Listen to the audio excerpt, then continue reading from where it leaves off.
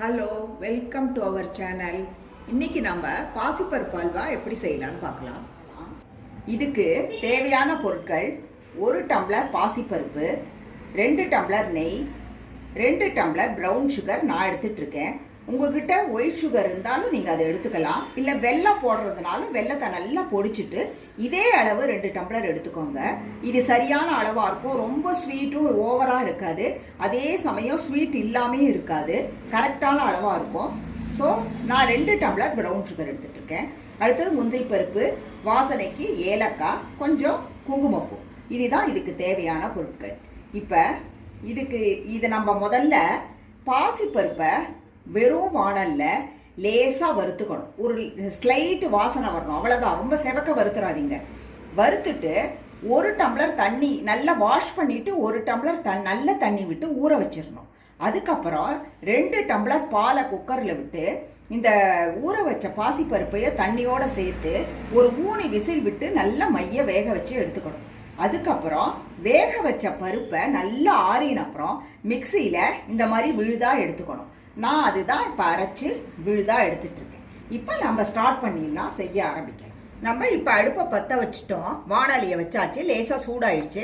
இப்போ நம்ம வேக வச்ச இந்த பாசிப்பருப்பை நல்லா மிக்சியில் விழுதாக அரைச்ச அந்த பாசிப்பருப்பை நம்ம இதில் சேர்த்துட்டோம்.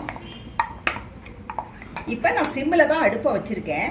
கைவிடாமல் ஒரு 5 நிமிஷம் கிளறிட்டு தான் இருக்கணும். ஏன்னா இப்போ நம்ம அளந்து எடுத்து வச்சுருக்கிற இந்த 2 டம்ளர் ப்ரௌன் சுகரே இதோட சேர்த்தாச்சு. நம்ம இப்போ கொஞ்சம் இலகிக்கும். இது இலகினது பூரா இந்த சர்க்கரையில் வெந்து கெட்டிப்பட ஆரம்பிக்கும். அந்த கெட்டிப்பட ஆரம்பிக்கும் போது தான் நம்ம கொஞ்சம் கொஞ்சமாக நம்ம எடுத்து வச்சுருக்கிற இந்த 2 டம்ளர் நெய்யில் விட்டுட்டே வரணும். தேவைப்படுற வரையும் விடலாம், பாக்கி நெய் இருந்தால் நம்ம வச்சிடலாம். ஆமாம், ஆனால் எடுத்துக்கிறது 2 டம்ளர் எடுத்துக்கணும். ஏன்னா அல்வாங்கிறதுனால எல்லாமே கொஞ்சம் கூட தான் நெய் பிடிக்கும். பட் நம்ம தேவைப்படுற வரையும் எடுத்துக்கலாம். சர்க்கரை போட்டு கெட்டி ஆகிட்டு வருது பாருங்கள். நான் நெய்யில் பாதி நெய் விட்டுட்டேன். இன்னும் கொஞ்சம் தான் நெய், இன்னும் கால்வாசி நெய் இருக்குது. இதை நம்ம கடைசியாக இன்னும் கொஞ்சம் கெட்டிப்பட விடணும். நான் இதுக்கு கலருக்கு நேச்சுரல் கலர் தான். அதாவது சர்க்கரையை கிறிஸ்டலைஸ் பண்ணணும். அதுக்கு என்ன பண்ணணும்னா 2 டேபிள் ஸ்பூன் சர்க்கரையை ஒரு சின்ன வாணலில் போட்டு அதை எதுவும் தண்ணி கிண்ணி விடக்கூடாது.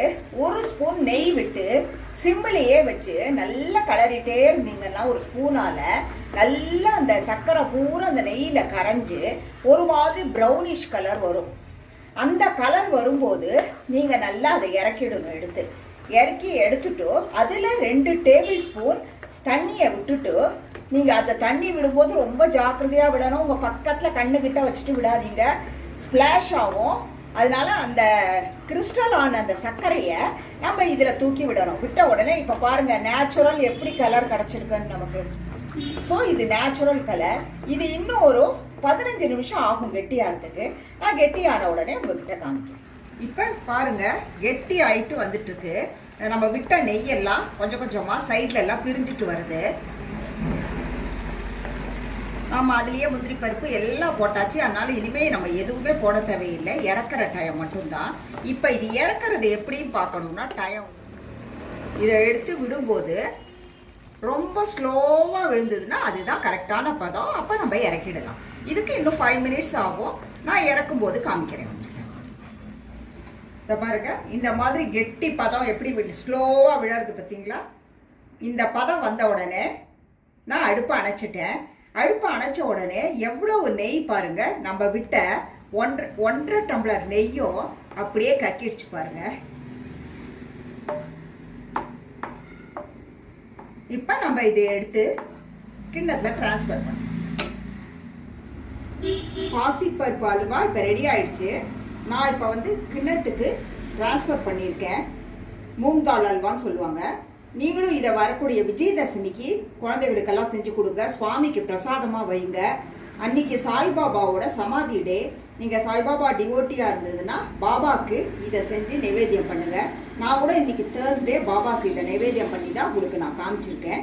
ஸோ இது ஆறிச்சுன்னா நல்ல கப்பில் நீங்கள் வச்சுட்டு சாப்பிட்லாம். அவ்வளோ கெட்டியாக இருக்கும். இப்போவே பாருங்கள் எவ்வளோ கெட்டியாக இருக்குன்னு.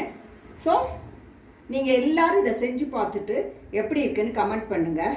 Have a good day. Thank you.